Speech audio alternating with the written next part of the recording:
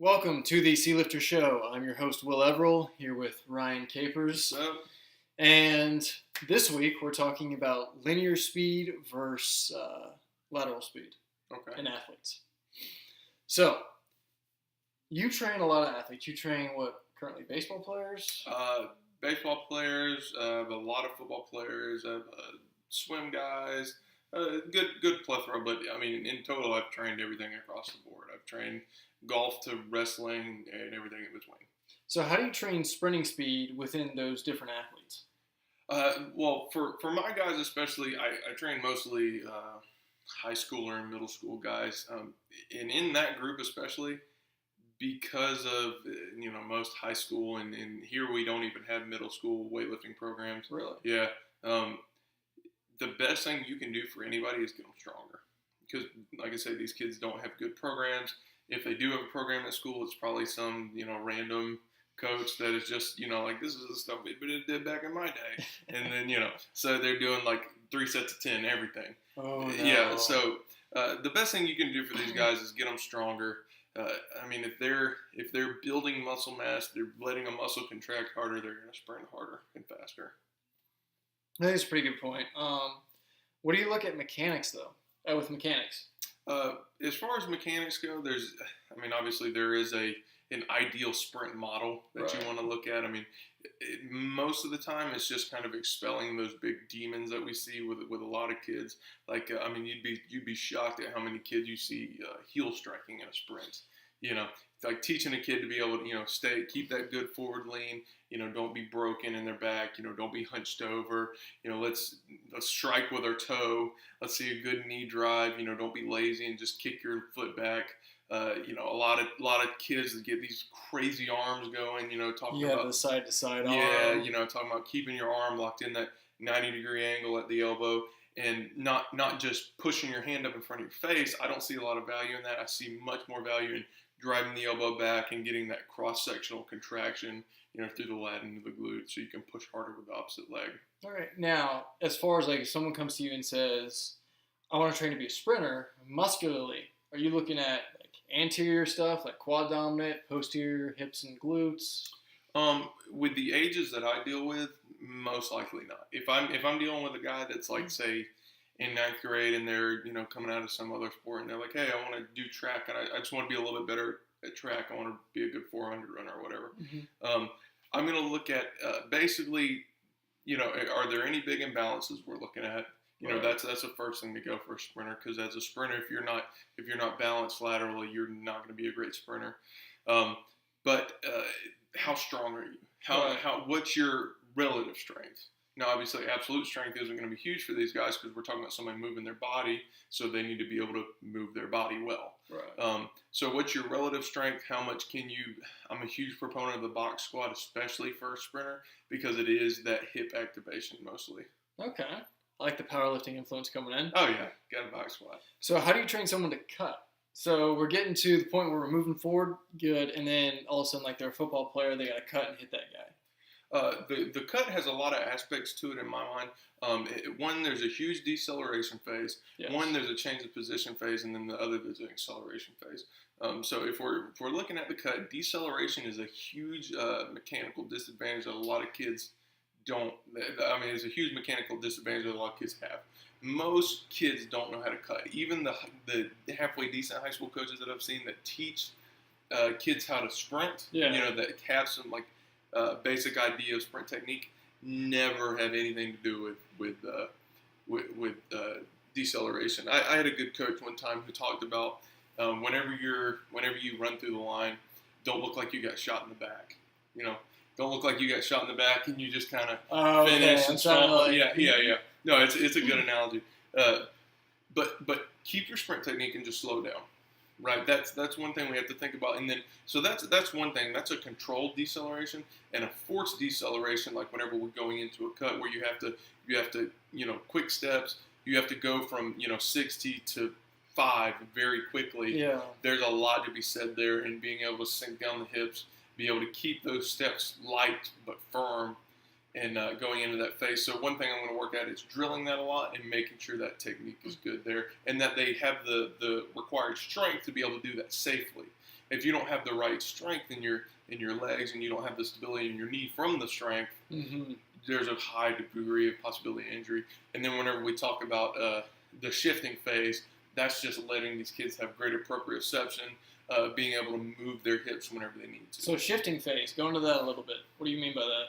So shifting phase is whenever we're so if I'm coming into a cut at this angle and I need to go back at this angle, I'm going to be able to come in, stop, and open up and go. Okay. And a lot of kids get this really bad step over kind of deal where they just kind of step over their own They foot. almost cut on the inside foot. Yeah. Cross. Yeah, and so a lot of what I do is reteaching kids how to, whatever foot is on the inside that you're trying to go that way, you have to step again with that foot. You have to be able to open up the hip and be able to drive out into that position.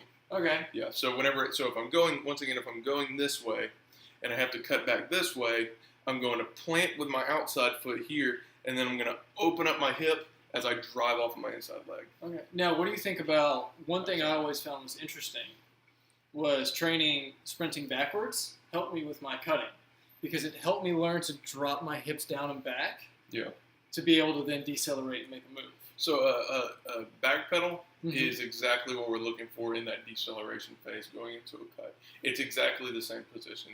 It's hips down, chest forward, short choppy steps. It's literally the same motions. Okay. Now, ridiculous bands and conditioning.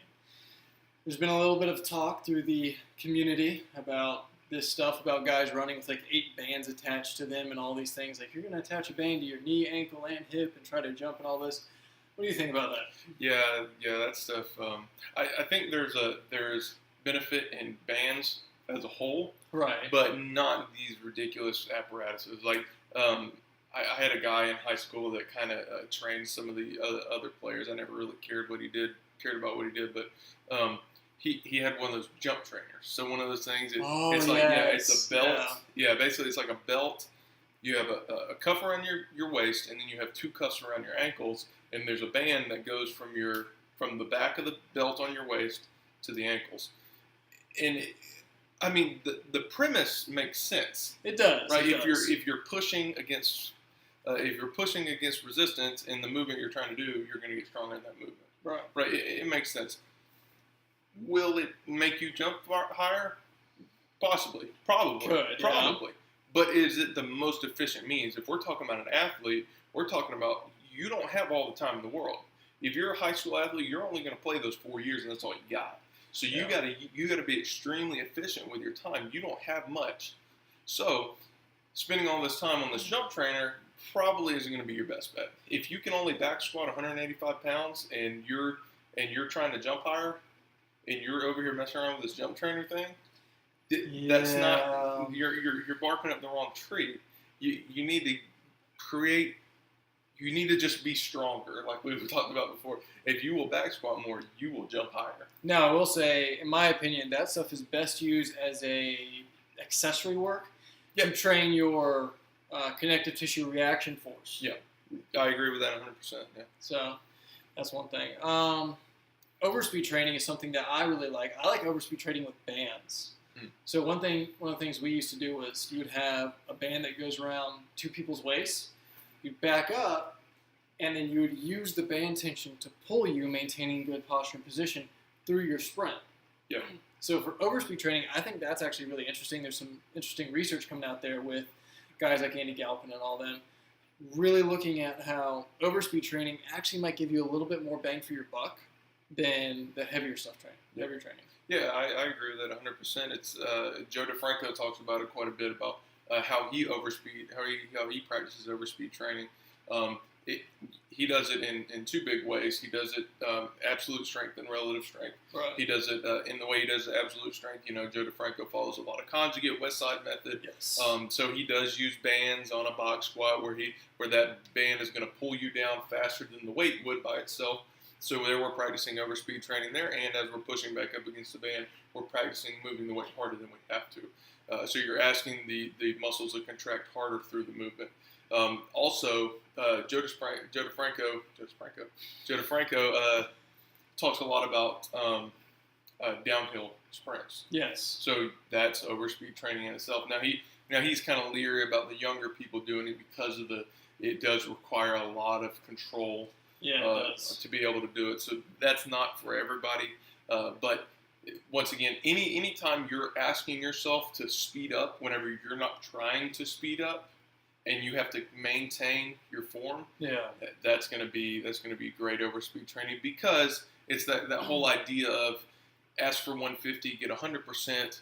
If I'm doing this thing that's kind of trying to pull me out of control, and I'm making myself stay in control. Well, that's the whole point of training. Yeah, right. Yeah, that's the whole overload principle. So yeah, if I'm doing this thing that's trying to pull me out of control, and I'm staying in control, I'm gonna stay in even greater control when it's just a normal condition. Yeah, the whole point of training, really, from my perspective, I don't know if you share this, is maintain posture and position, no matter what. And the way we're gonna challenge that is load, speed, how tired can we get you, and all that. Yeah, no, I agree with that, because technique, whatever your technique may be, it's a technique for a reason. A technique is just the most efficient way you can apply force. Yeah. Right. And if you're keeping technique, you're applying the most efficient amount of force. And that's why I love something like CrossFit or something like that, because I can immediately see, oh, there you go. Yeah, that's absolutely. Failed. Yeah, that's the greatest challenge to maintain technique. Yeah, try doing 30 snatches and not break. Yeah. That'll test you. There you go.